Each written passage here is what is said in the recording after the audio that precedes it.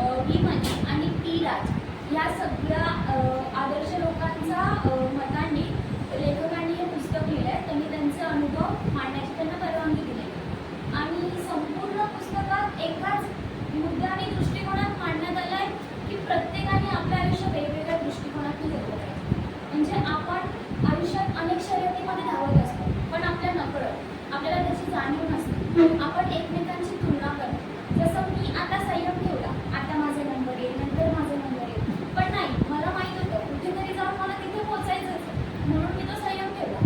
तर तसंच पुस्तकात लेखकांचं इतकंच म्हणणं आहे की प्रत्येक पालक जो एका वेळेला शिक्षक असतो किंवा स्वतः विद्यार्थी असतो, तो जगाचा विचार स्वतःच्या दृष्टिकोनातून करतो, पण जेव्हा आपलं स्वतःचं मूल असतं तेव्हा त्याला फक्त शर्यतीत उतरवतो.